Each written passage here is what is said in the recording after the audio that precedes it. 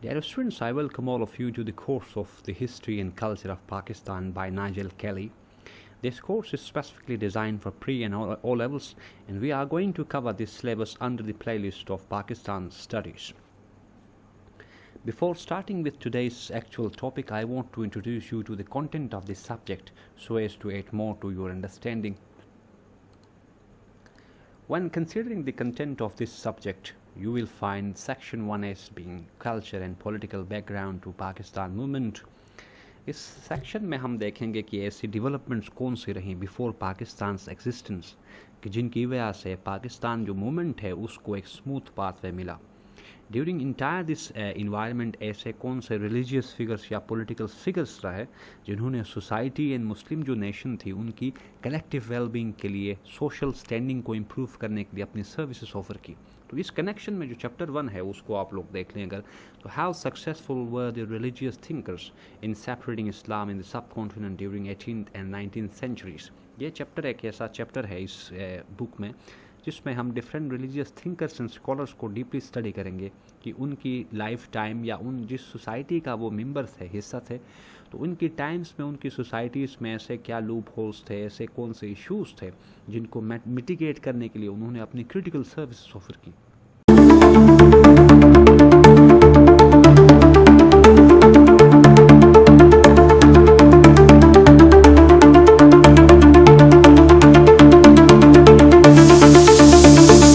Yes, Salai people, I believe you're doing great and I welcome and appreciate your presence in Cuckoo's Study Lab.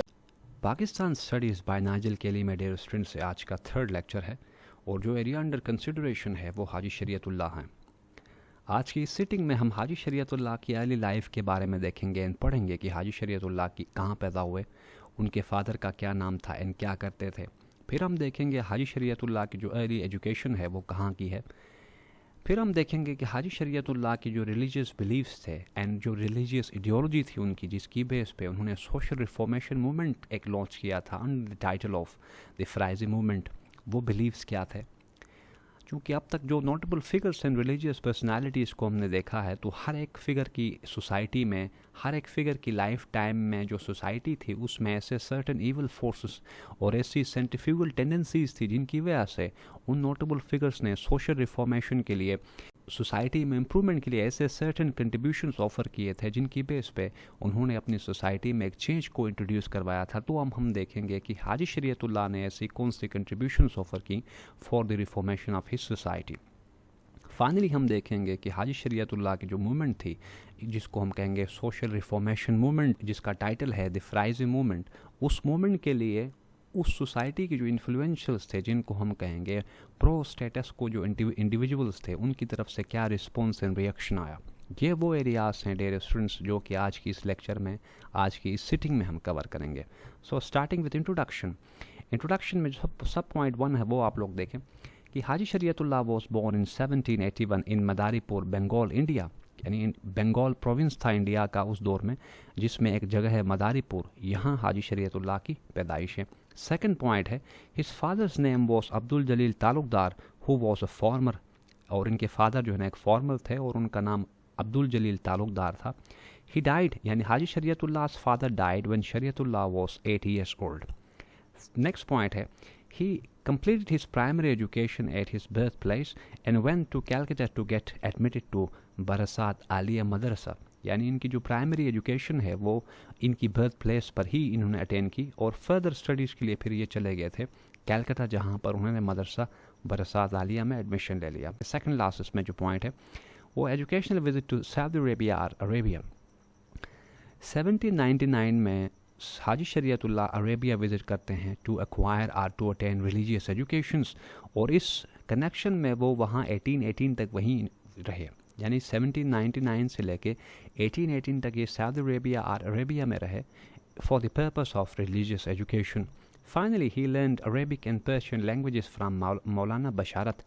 यानी हाजी शरीयतुल्लाह ने ये जो languages थी उस दौर के जो नोटेबल या फेमस लैंग्वेजेस थी अरेबिक एंड पर्शियन लैंग्वेजेस, ये हाजी शरीयतुल्लाह ने मौलाना बशारत से सीखी जो कि इनके टीचर रहे. फिर आगे है डियर स्टूडेंट्स रिलीजियस बिलीव्स. इस सेक्शन में हम देखेंगे कि हाजी शरीयतुल्लाह के के जो रिलीजियस बिलीव्स थी, उनकी जो रिलीजियस थिंकिंग थी वो क्या थी। पॉइंट सब फर्स्ट देख लें, सब पॉइंट फर्स्ट इसमें Haji Shariatullah was of the opinion that Muslims of subcontinent were leading a miserable life due to their overly interactions with and adoption of Hindu culture and practices. Dear students, अब तक जो notable figures हमने देखे हैं, almost हर figure के case में एक बात जो है ना वो कॉमन है कि उनकी लाइफ टाइम में जो उनके सोशल मेंबर्स थे, यानी सोसाइटीज़ थी, जो उनकी रिस्पेक्टिव सोसाइटीज़, उन सोसाइटी के जो मेंबर्स थे वो एक इस्लामिक जो टीचिंग्स है उनसे डिविएट कर गए थे। यानी उनकी लाइफ जो पैटर्न थी, उनका जो लाइफ स्टाइल था वो इस्लामिक टीचिंग्स के अकॉर्डिंग नहीं था, बल्कि उन्होंने अपनी लाइफ में ऐसे एलिमेंट्स को, ऐसे कल्चरल नॉर्म्स को इंट्रोड्यूस और इम्प्लीमेंट किया था जो कि एंटी इस्लामिक थे। तो इस कनेक्शन में हाजी शरीयतुल्लाह का कहना यह है कि सब कॉन्टिनेंट के जो मुसलमान थे उस दौर में, वो एक मिजरेबल, एक डेस्टिट्यूट लाइफ गुजार रहे हैं due to overly interactions with an adoption of Hindu culture. यानी कि उस दौर में जो मुसलमान थे उन्होंने अपनी लाइफ में इस्लामिक टीचिंग्स की जगह Hindu cultural norms and values को इम्प्लीमेंट एंड एक्सरसाइज कर रहे थे, जिनकी वजह से वो एक डाउनफॉल का शिकार थे अकॉर्डिंग टू हाजी शरीयतुल्लाह। और उसी कनेक्शन में वो कहते हैं कि चूँकि मुसलमानों ने अपनी जो हिस्ट्री है, अपना जो कल्चर है, इस्लामिक जो कल्चर है और इस्लामिक जो टीचिंग्स हैं वो फॉलो नहीं कर रही, इस वजह से they were suffering from an identity crisis. Identity crisis dear students, यहाँ पे मैंने ब्रैकेट्स के अंदर लिखा है, इसका मतलब ये है कि अपने कल्चरल नॉर्म्स को, अपने रिलीजियस टीचिंग्स एंड डॉक्ट्रिन को छोड़ के किसी और की टीचिंग्स, किसी और कल्चर के नॉर्म्स एंड वैल्यूज़ को इम्प्लीमेंट एंड एक्सरसाइज करने को हम कहते हैं आइडेंटिटी क्राइसिस। सो हाजी शरीयतुल्लाह के अकॉर्डिंग उस दौर के जो मुसलमान थे उनकी जो मिजरी थी या जो उनकी सॉरी स्टेट ऑफ अफेयर्स थे, उनके लिए जो एक बेसिक कॉज थी वो ये थी कि मुसलमानों ने अपनी लाइफ से Islamic teachings and Islamic system है या इस्लामिक जो कल्चर है उसके नॉर्म्स को साइड लाइन किया था, जिसकी वजह से वो एक डाउनफॉल का शिकार थे। सब पॉइंट 2 आप लोग देख लें, Muslims and Bengal were subject to Hindu landlords operation, जिसको ऑपरेशन ऑफ लैंडलॉर्ड्स कहते हैं, मार्जिनलाइजेशन एंड सबजुगेशन। यानी इनकी लाइफ टाइम में जो सोसाइटी में मुसलमान थे they were subjugated by Hindu landlords और they were under the operation of Hindu landlords. फिर नेक्स्ट पॉइंट है as a course corrective measure he started Faraizi movement. तो ये वो इशूज़ सर्टन थे। क्या इशूज़ थे? फर्स्ट, मुसलमानों ने अपनी जो रिलीजियस टीचिंग्स थी उनको छोड़ दिया था, प्रैक्टिस करना, इम्प्लीमेंट करना, एक्सरसाइज करना अपनी लाइफ से। सेकंड जो इशू था वो ये था कि इन्होंने हिंदू कल्चर को अडॉप्ट किया था, हिंदू वैल्यूज़ को या हिंदू जो लाइफ स्टाइल है उसको उन्होंने एक्सरसाइज और अपनी लाइफ में इम्प्लीमेंट करना शुरू किया था, जिसकी वजह से वो एक डाउनफॉल, एक मिजरी का शिकार थे। तो इस सिचुएशन को डील करने के लिए हाजी शरीयतुल्लाह ने एक मूवमेंट लॉन्च किया था फ्राइजी मूवमेंट के नाम से, to reform Muslim society. Next point है Faraizi movement was aimed at imposition of basic religious obligations. यानी हाजी शरीयतुल्लाह की जो मूवमेंट थी या एक सोशल रिफॉर्मेशन कैंपेन थी, उसका जो रेजन डेट्रा था या जो पर्पस था वो था टू इम्प्लीमेंट और to impose basic religious obligations like prayers, fasting, firm belief in fundamentals of Islam. तो यहाँ पे ये जो पॉइंट है जिसको टिक मार्क कर रहा हूँ, ये बेसिक रेजन डेट्रा पर्पस है जिस जो है फ्राइजी मूवमेंट का। फिर इसमें फाइनल पॉइंट है through this movement Shariatullah attempt to create a sense of unity among Muslims so that they would stand for their rights. क्योंकि हमने ऊपर पढ़ा कि जो मुसलमान थे उस दौर में they were under suppression of Hindu landlords. तो ऐसी सिचुएशन को नेविगेट करने के लिए और मुसलमानों की सोशल स्टैंडिंग को इम्प्रूव करने के लिए हाजी शरीयतुल्लाह ने फ्राइजी मूवमेंट को लॉन्च किया, so as to create a sense of unity among Muslims. फिर नेक्स्ट है कंट्रीब्यूशंस क्या हैं।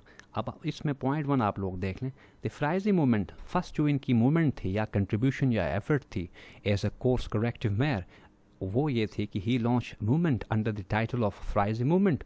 सो इस मूवमेंट के थ्रू उन्होंने कोशिश की कि इस्लाम टीचिंग्स हैं और रिलीजियस जो फंडामेंटल्स हैं, प्रेयर्स के फॉर्म में, फास्टिंग के फॉर्म में या कम्युनिटी बिल्डिंग की फॉर्म में, इस्टेब्लिशमेंट ऑफ इस्लामिक सोसाइटी की फॉर्म में, इन्होंने कोशिश की जो बेसिक्स हैं इस्लामिक जो रिलीजन है उसकी जो बेसिक टीचिंग्स हैं उनको दोबारा से लोगों में इंट्रोड्यूस करवाया जाए, ताकि लोगों को जब अपनी बेसिक्स के बारे में पता होगा तो फिर वो डिट्रैक्ट नहीं होंगे। इस पर्पस के लिए उन्होंने फ्राइजी मूवमेंट को लॉन्च किया। इससे आगे लिखा है obligation on fundamentals of religion. फिर पॉइंट 2 है इसमें कंट्रीब्यूशंस में, declaration of British domination in Bengal as detrimental to Muslims religious lifes. फिर उन्होंने कहा कि बंगाल प्रोविंस जो था या बंगाल था इंडिया में जो रीजन था या जो एरिया था या लोकेलिटी थी, वहाँ पर ब्रिटिश डोमिनेशन को इन्होंने कहा कि ये मुसलमानों की रिलीजियस लाइफ के लिए बहुत ज़्यादा डेंजरस है, क्योंकि मुसलमानों की जो लाइफ थी वो अंडर सप्रेशन ऑलरेडी थी। तो अंग्रेज़ों की प्रेजेंस की वजह से मुसलमान फर्दर अपनी रिलीजियस जो टीचिंग्स थी, रिलीजियस लाइन थी, उससे डिविएट कर रहे थे या उससे दूर हो रहे थे।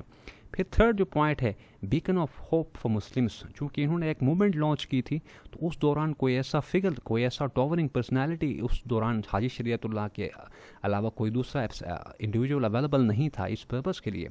सो हाजी शरीयतुल्लाह ने अपनी इस मूवमेंट के थ्रू मुसलमानों के अंदर एक सेंस ऑफ जो है ना वो यूनिटी इन्होंने क्रिएट किया, मुसलमानों को एक पाथवे प्रोवाइड किया एंड उन्होंने एज अ गाइडिंग प्रिंसिपल और गाइडिंग लाइट एक किया। इस वजह से यहाँ पे जो थर्ड पॉइंट है, he acted as a beacon of hope for Muslims.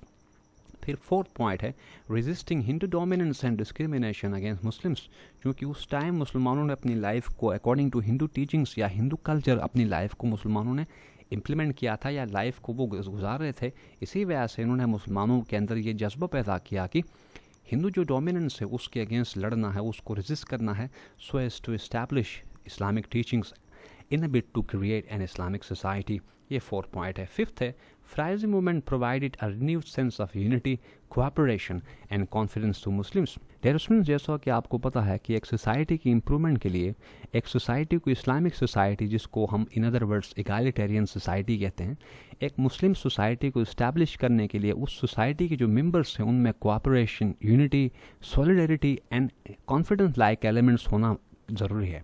तो इस वजह से जो फ्राइजी मूवमेंट थी वो इम्पॉर्टेंट इस वजह से थी कि इन्होंने इस मूवमेंट ने मुसलमानों के अंदर या जो मुसलमान थे उनके अंदर unity, sense of cooperation, community building, mutual help जैसे एलिमेंट्स को इस्टेब्लिश और इनकलकेट किया। इस वजह से फ्राइजी मूवमेंट की जो इंपॉर्टेंस थी वो बहुत ज़्यादा थी। फिर इसमें फोर्थ जो पॉइंट है वो है रिएक्शन टू फ्राइजी मूवमेंट। इस एरिया में जैसे मैंने इंट्रोडक्शन में आप लोगों को बताया था कि जो मूवमेंट थी फ्राइजी मूवमेंट, उसकी तरफ क्या रिस्पॉन्स एंड रिएक्शन आया। तो फर्स्ट पॉइंट है, लैंड लॉर्ड्स स्टॉन्चली अपोज्ड। ये तो ऑब्वियस था कि हिंदू लैंड लॉर्ड्स जो है ना वो उस सिचुएशन से या जो स्टेटस को था उससे बड़े खुश थे, क्योंकि दे वर डोमिनेंट, वो एक डोमिनेंट पोजीशन पर थे। तो जब फ्राइजी मूवमेंट लॉन्च किया बाय शरीयतुल्लाह तो उन्होंने उस मूवमेंट को अपोज किया, the movement and considered it, और उन्होंने मूवमेंट को कंसिडर किया as an attempt on the part of Shariatullah to establish an empire of his own. जब हाजी शरीयतुल्लाह ने हिंदू लैंड लॉर्ड्स के अगेंस्ट इस मूवमेंट को लॉन्च किया तो हिंदू जो लैंड लॉर्ड्स थे उन्होंने इस मूवमेंट को ऐसे ट्रीट किया जैसे Haji Shariatullah was interested in creating और establishing an empire of his own. उन्होंने ये शो किया या ऐसे इस मूवमेंट को रिप्रेजेंट किया जैसे हाजी शरीयतुल्लाह सब कॉन्टिनेंट में या उस लोकेलिटी में एक अपनी एम्पायर बनाना चाहते हैं इस मूवमेंट के थ्रू। फिर नेक्स्ट पॉइंट है, Hindu landlords and British officials coloured the movement as mutiny against British empire, क्योंकि आप लोगों को पता है कि उस दौरान ब्रिटिश जो एम्पायर थी वो एग्जिस्ट कर रही थी यहाँ पे। तो हिंदू लैंड लॉर्ड्स ने ब्रिटिश ऑफिशियल्स के साथ मिलकर इस मूवमेंट को ऐसे प्रेजेंट किया जैसे ये मूवमेंट जो है ना रेबिलियन है, एक रेबिलियन है अगेंस्ट ब्रिटिश एम्पायर। सो इस वजह से यहाँ लिखा है कि officials coloured the movement as a mutiny against British empire. Mutiny means किसी गवर्नमेंट के अगेंस्ट या किसी एम्पायर के अगेंस्ट जो है ना वो काम करना, किसी एम्पायर के अगेंस्ट जाके कोई मूवमेंट और कोई एक्टिविटी लॉन्च करना, ये म्यूटिनी है। या किसी गवर्नमेंट को, किसी एम्पायर को टॉपल करने की कोशिश करना, इस म्यूटिनी है। या किसी एम्पायर के अगेंस्ट लोगों को अगेंस्ट करना, यह म्यूटिनी है। So Hindu landlords and British officials ने इस मूवमेंट को एज ए म्यूटिनी डिक्लेयर किया अगेंस्ट ब्रिटिश एम्पायर। फिर इसमें थर्ड पॉइंट है, several lawsuits were filed against Haji Shariatullah. ये ऑब्वियस है कि जो स्टेटस को फोर्सेस थे in the form of Hindu landlords, उनको इस मूवमेंट से ख़तरा महसूस हुआ तो इन्होंने ब्रिटिशर्स के साथ या ब्रिटिश ऑफिशियल्स के साथ मिलकर हाजी शरीयतुल्लाह के अगेंस्ट बहुत सारे केसेस फाइल किए। Finally Haji Shariatullah was kept in detention for time and again for his activities. क्योंकि हाजी शरीयतुल्लाह एक ऐसे सप्रेसिव एक ऐसे ऑपरेसिव एक सिस्टम के अगेंस्ट काम कर रहे थे, तो इस वजह से जो उस सिस्टम का जो हिस्सा थे या उस सिस्टम की जो मशीनरी थी in the form of Hindu landlords and Britishers, उस मशीनरी ने हाजी शरीयतुल्लाह को डिटेंशन में रखा for time and against for his activities against British empire and against the dominance of Hindu landlords. So ये ऐसे सर्टन रिएक्शंस थे जो हाजी शरीयतुल्लाह की जो फ्राइजी मूवमेंट थी उसको सामना करना पड़ा। So this is all for today, people. If you got any confusion related to this topic, please let me know about your issues through your comments. I will address them in my next lecture. Thank you very much.